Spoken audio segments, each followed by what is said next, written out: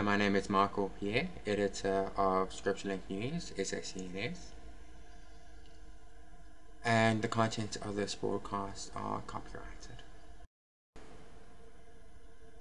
According to the Sowetan newspaper, the National Director of Public Prosecutions, Mzenzi Simelane, has authorized prosecution against the Jules Highschool boys aged 14 and 16 years old and the girl who engaged in sexual intercourse at the school.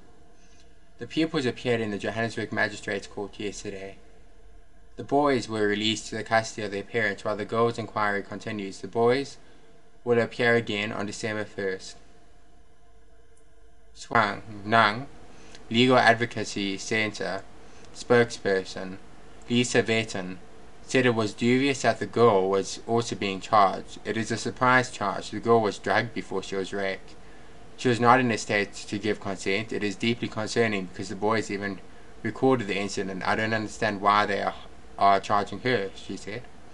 Reasonable Psychological Support Initiative Director Lynette Mudekunye said, "It doesn't make much sense. It was 2 against 1. She was drugged before she was raped. How do they charge her with anything? We have a problem here." Samantha Waterhouse of the University of the Western Cape's Community Law Centre said she was concerned that it seemed that the allegation of a date rape drug and the recording and distribution of the video were not being taken seriously. That's according to the Sowetan.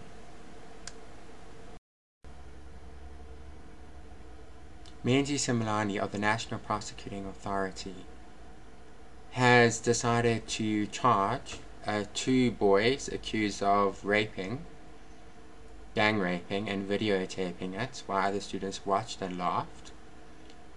A girl under the age of 16 with statutory rape, saying that there was not enough evidence despite the video being circulated, which Prime Media Broadcasting, Eyewitness News, has claimed shows the girl being drunk or drugged. They have decided that there's not enough evidence for rape and to charge them with statutory rape. They have also charged her with statutory rape because one of the boys was under the age of 16. The actual video is considered child pornography and downloading it is a statutory crime, and Prime Media or any other broadcasters who have seen the video do risk prosecution for use of child pornography, which is a very serious offence in and of itself. The South African rape laws were amended around 2007 via the Sexual Offences and Related Matters Act, which was the General Criminal Law Amendment Act. And even, for instance, kissing is considered molestation, ordinary kissing, even if consensual with the person under the age of 16. Now, a possible reason why the prosecutors did not think that there was not enough evidence in this case is that in order for there to be rape, you have to have prima facie that there was no consent, and that comes to be problematic when you have cases when the person is drugged or drunk, because you need to prove that they either didn't have the ability to understand what they were doing or also they didn't have the ability to resist what they were doing due to that drunkenness or intoxication. The fact that they have also taken her to court has been something which has gotten a lot of people very angry, because she reported the rape because her friend also claimed to have been drugged, and because some people who watch the child pornography of her either being raped or having consensual sex claim that she looked like she was excuse me, in fact drunk. When there are people under 16 who are having sexual intercourse, as far as I know, it's a case for the National Prosecuting Authority to choose whether or not to prosecute if all parties are under the age of 16. The one boy was 16, the other was 14, the boys who raped the girl. They raped her at Jules Highschool, which is, to my knowledge, the same high school as where the children were run over and killed by hip-hop star Jube, who had been possibly driving under the influence and who had been allegedly drag racing. It's that same school which threw rocks at his police van and has got a lot of problems in and of itself.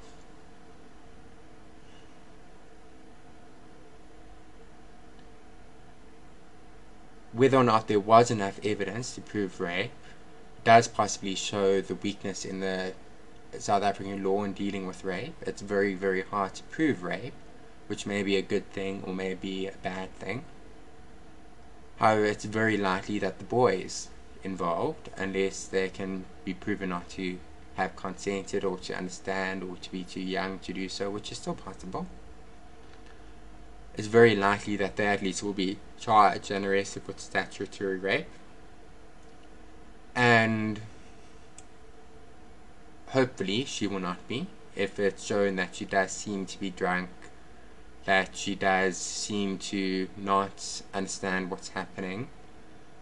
Although South African courts would have to look at whether or not it was proven that she was drunk from their doing and not from her doing, or that she was inebriated from their doing and not her doing, given that you don't always get away with crime simply because you were drunk, given certain parts of South African law, and simply because you were intoxicated. So in order to get her off the charge of rape, they're going to have to look into proving that she was inebriated or drunk, not of her own doing, but of their doing, of a third party's doing. That to say that she did not know that she'd get into such a state. And if they cannot prove that, they might duly charge her in accordance with that statutory section about crimes committed while drunk or intoxicated. It does seem that the prosecuting authority thinks that it's the only way they're going to get these people arrested on rape, by charging with statutory rape. It's uncertain why they chose to also charge her with this rape. It does seem to have been a gang rape, and from the people who illegally watched, it would seem, the child pornography, it does seem that there were other students who were nearby jeering and laughing at her while she was being whatever it was that they were doing to her.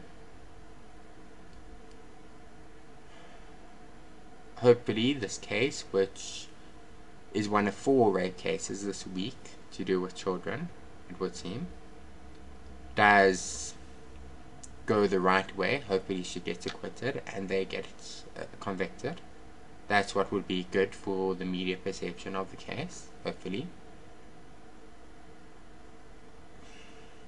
According to Love Life, a group which promotes condoms and abortion and things like that, they apparently did a survey and found that 40% of children between 15 and 17 were sexually active.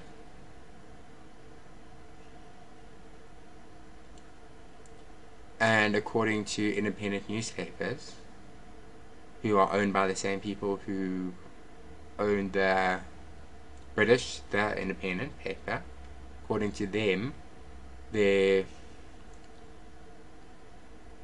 is a major problem in South African schools of sexual bullying of students. Some causes of the problem of over-sexualization include music videos, especially the American ones, which children are now exposed to through digital satellite television, DSTV, or other satellite broadcasters. I know of claims personally that a lot of students and children who are very young, who are still in primary school, consider certain forms of dancing and acting from music videos to be normal, which is very concerning, especially given that satellite television is becoming more and more accessible in South Africa, rather than simply the government broadcasting which was once available. Thank you very much for listening to this broadcast, and we do ask your prayers in this matter